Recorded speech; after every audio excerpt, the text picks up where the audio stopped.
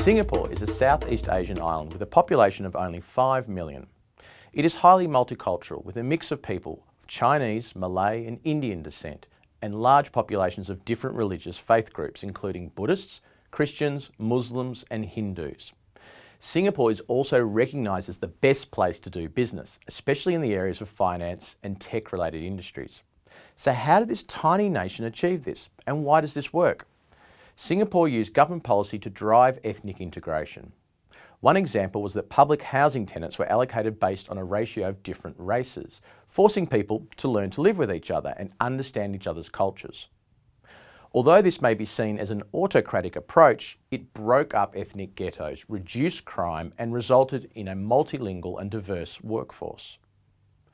Research from Boston Consulting Group shows that companies with more diverse management teams have 19% higher revenues due to better innovation.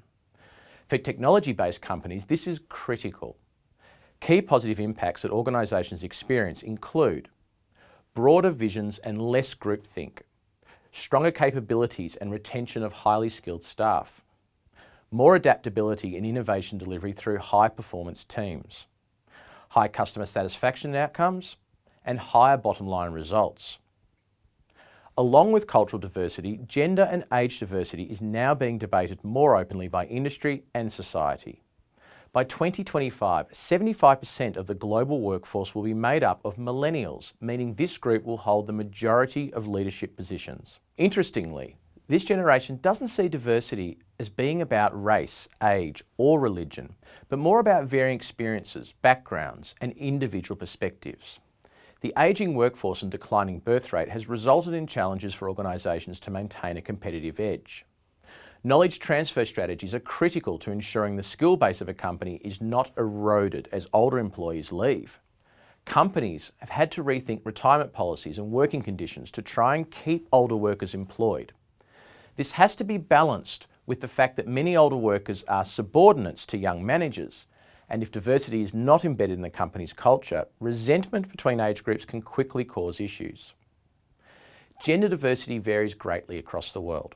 In Southeast Asia, female workforce participation is at 42%, higher than the global average. In Australia, where cultural shifts have been more prominent, participation is 60%. However, in business, women continue to come a distant second in key metrics. 35% of boards have no female directors and only 13% of board chairs are women.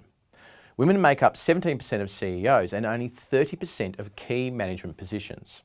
There are less female chief executives of Fortune 500 companies than there are male CEOs named James.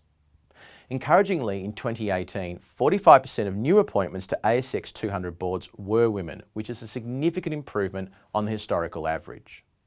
So are we aiming to achieve a more level playing field, or are there other advantages?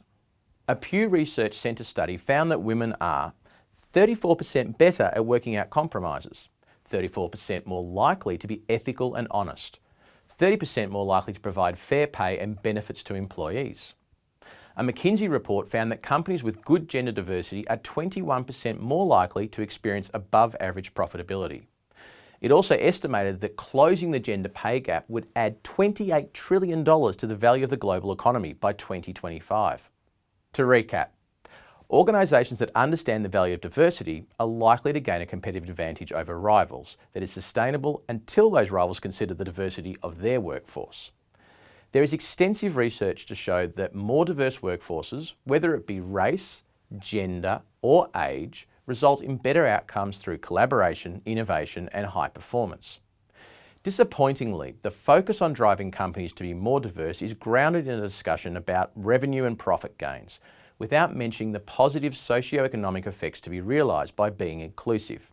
However, change is progressing and some of the historical gaps are slowly closing.